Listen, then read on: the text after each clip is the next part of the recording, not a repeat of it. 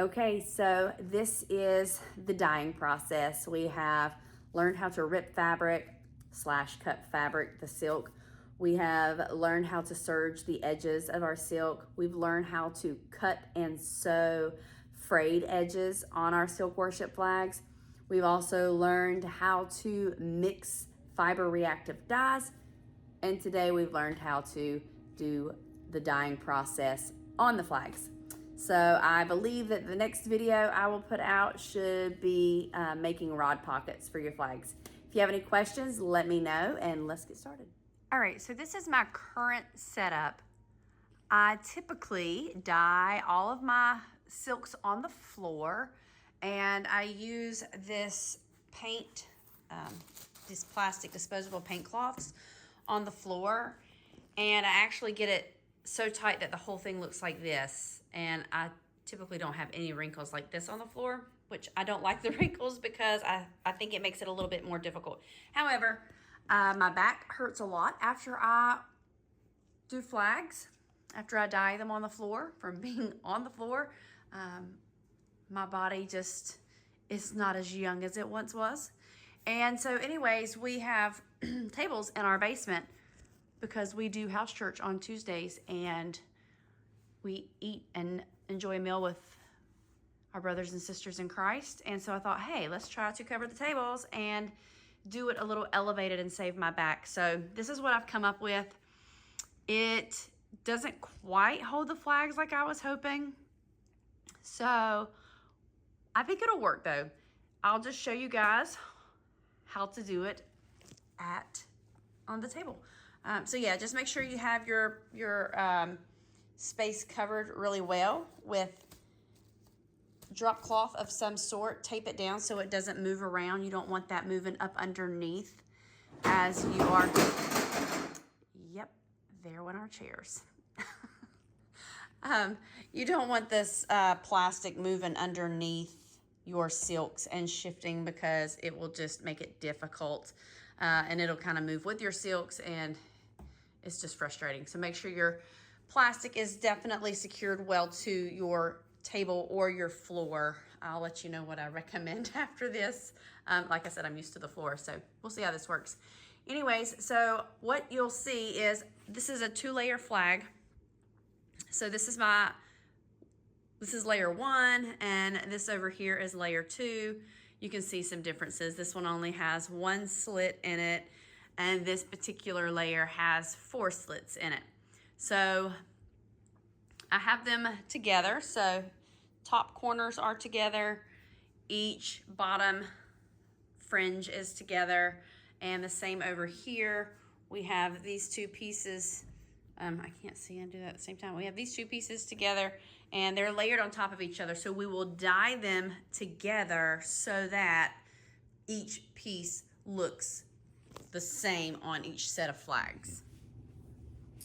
Okay, so I have my dyes here, and I'm just going to get started. Typically, you know, I like to do light colors to dark. I don't typically lay any reds down first because I feel like they don't blend well. So unless I'm using mostly reds in a flag. So what I will do with this particular flag, because I do want some purple in it, I will lay down the blue first because we'll have more blue in this flag than red. And then I'll lay the red down where the blue is, and I'll actually mix it with the blue, which is turquoise, to help blend it and blend those areas so it doesn't have such harsh lines and all the colors kind of flow with one another.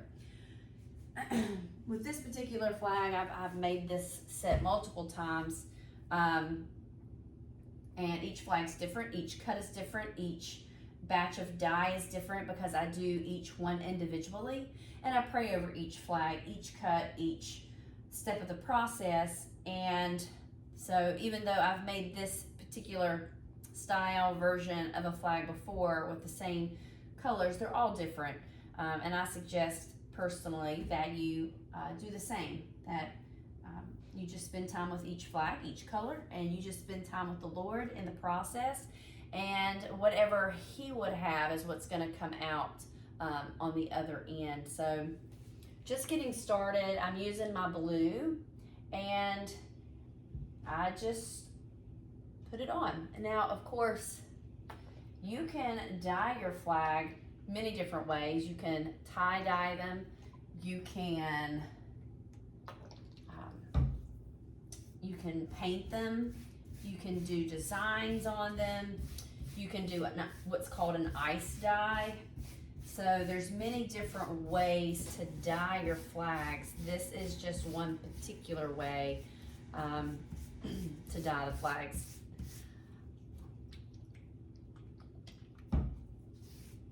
And so when I put the dye down, I just use my hands to massage it into the fabric. That helps to ensure that it's evenly distributed. It gets into all of the fibers. And it's really gonna come in handy when I start to actually blend the colors together.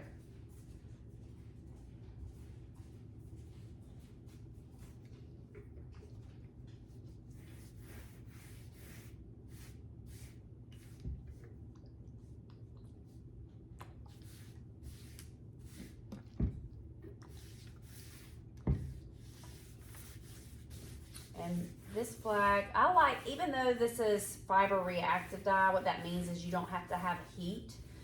You don't have to steam it for it to set. Basically what it needs to set is time. But I like to use a microwave even on fiber reactive dyes because it actually speeds up the whole process. But my microwave is broken, so we won't be able to use the microwave. So this will actually just set for about 24 hours. You could do it in as little as, I don't know, I wouldn't do it any less than say 6 hours, but 24 hours is best. So now I'm just gonna come in with a little bit of darker blue. And again, the colors you choose are up to you. It's wise to use a color wheel so that you know what colors blend. You don't want to start putting colors together that are going to turn a murky brown unless brown is what you're going for. So if you'll see, I kind of squirted the dye into the blue that I'd already laid down, the turquoise, and I'm just using my hands to blend the colors out so it makes one seamless color when it is dry. This is why gloves are important. Your hands would be wretched. And so now I can go in a little bit further since I've already blended the dyes back here.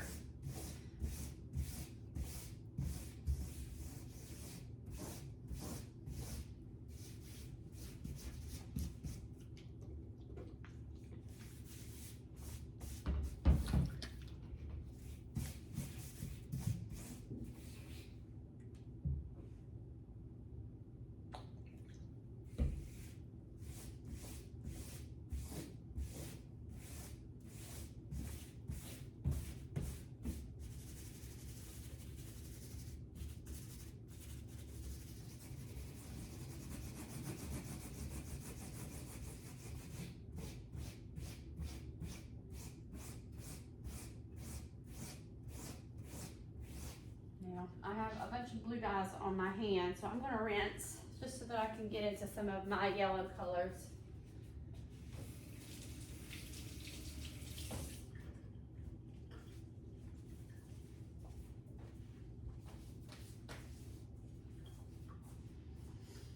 Now, with this color, I'm also going to mix, of course, with the blue and then bring it out. And this is more of a yellowy bronze.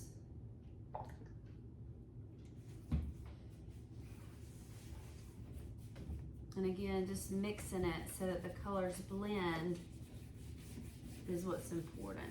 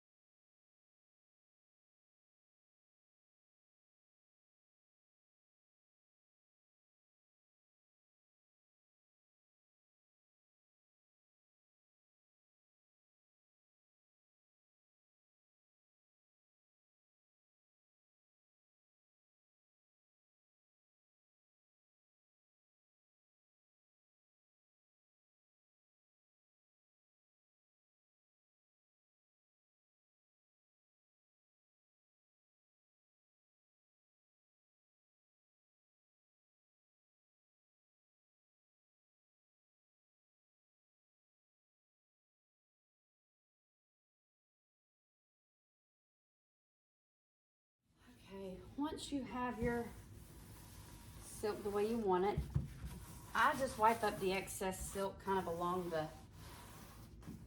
the plastic because I'm going to wrap this up to keep it moist while it sets.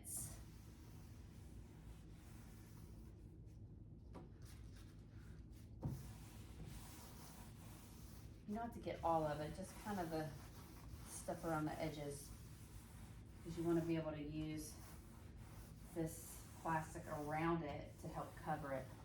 You could use plastic wrap like saran wrap, but I find that just folding it in over itself works just as well. Okay, once you have it wrapped, I'm gonna take this tape off I want to put my face in there. Okay.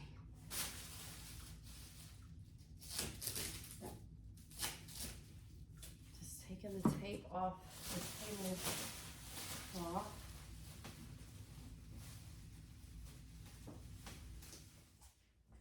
I typically do them in the same direction so that I can get the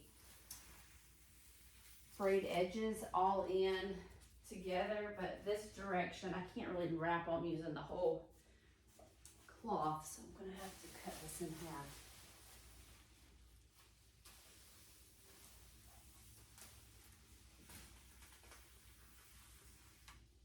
Okay, so the reason we wrap it is so it doesn't dry out, because you do not want this drying out on you. You want it to stay wet.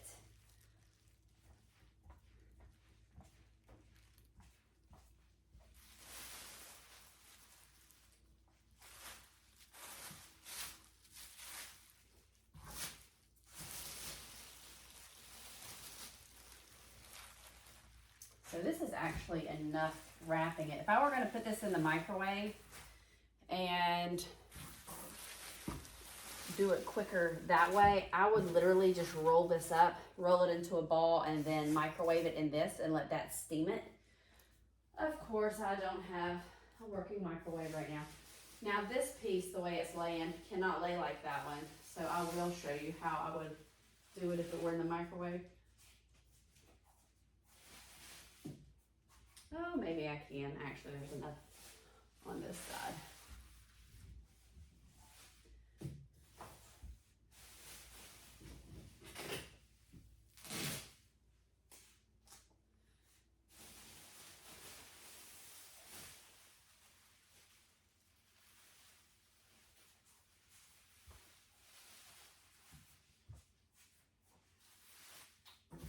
Yeah. So if I were doing this for the microwave, I would just fold it in on itself like this. This is only if you want to do it quicker. My microwave was working. This is exactly what we'd be doing.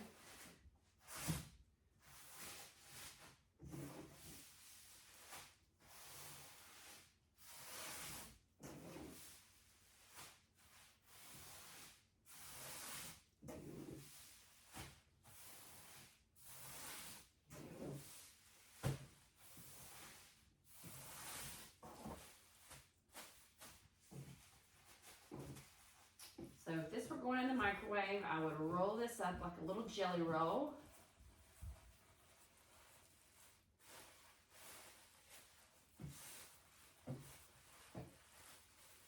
And then I would put a little piece of tape on it. I'd stick it inside of a gallon freezer bag, and then I would freeze it. Or not freeze it, my gracious. I would microwave it. So this one, so let me turn it this way. If we were gonna put it in the microwave, we'd be doing the same thing. So just roll this up. And I'm just gonna let this one sit. I don't need to roll it. The other one was just an example. But like I said, if you're gonna put it in the microwave, just roll it like this. Put a little piece of tape on it to hold the bag shut. Stick it inside of a Ziploc bag so all of this doesn't blow into your microwave, and then leave the Ziploc bag open so that it, doesn't explode. And then, depending on your microwave, I would probably microwave that for about 3 to 5 minutes.